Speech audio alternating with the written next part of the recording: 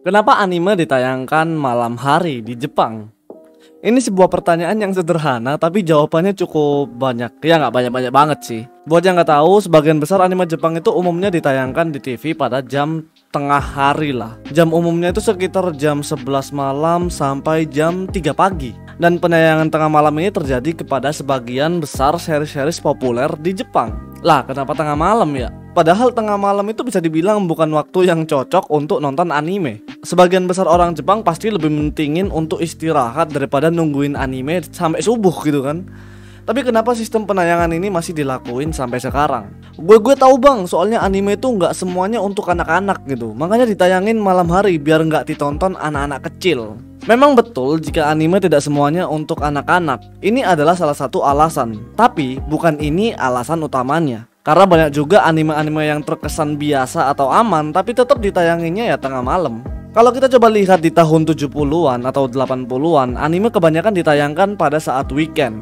Karena saat itu anime masih dianggap sebagai stereotipnya sebagai tontonan anak-anak kecil. Jadi bisa dibilang sebuah tontonan hiburan bagi siapapun pada saat weekend. Tapi masuk tahun 80-an akhir, kita tahu perkembangan bentuk cerita anime ini jadi semakin beragam. Yang otomatis semacam cerita seinen dimasukkan ke tengah malam otomatis, dengan anggapan jika anime ini adalah tontonan untuk kaum muda. Nah, saat itu anime malam hari ini dianggap menjadi sebuah solusi baru untuk para komite produksi. Maksudnya solusi ini apa ini? Anggaran terbesar komite produksi tentu saja digunakan untuk produksi animasi.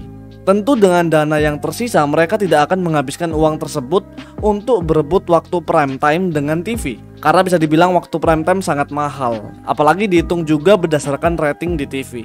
Nah, ini adalah gerakan yang dilakukan oleh komite produksi di tahun 90-an, di mana mereka ini memasukkan anime di TV saat malam hari. Karena di malam hari, tentu saja TV tidak bisa berekspektasi tentang harga dan rating, sehingga ini tidak membebankan uang komite produksi.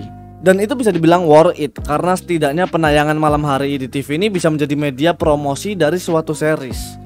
Dan tentu kebanyakan pengguna TV saat malam hari adalah orang-orang dewasa, sehingga target mereka di TV adalah orang-orang yang punya uang. Selain menjadi promosi dengan biaya rendah, penayangan ini juga berguna untuk orang-orang yang gak bisa ngikutin gitu di malam hari. Emang sengaja, sehingga mereka ini membeli DVD atau Blu-ray dari series tersebut. Nah, sisa uang komite produksi tadi itu kebanyakan digunakan untuk produksi lainnya, seperti komik fisiknya, majalahnya, kaset album, DVD Blu-ray, figur merchandise, dan lain-lain. Yang intinya ke sebagian besar digunakan untuk menjadi sebuah produk yang bisa dijualkan kepada para fansnya. Jadi ini menjadi alasan gitu, kenapa ada Blu-ray dan juga versi TV, supaya produk mereka ya terjual gitu.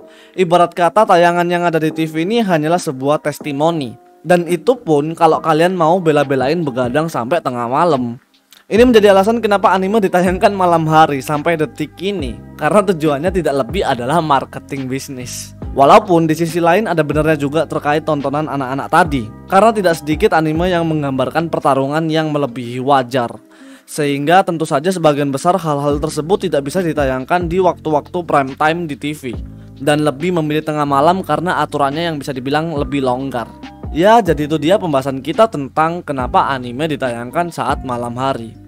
Kalau di Indonesia tidak ditayangkan sama sekali malahan. Wow. Kalau ada kesalahan dan koreksi tulis di komentar. Aku Jen, sampai bertemu di video yang selanjutnya. Bye bye.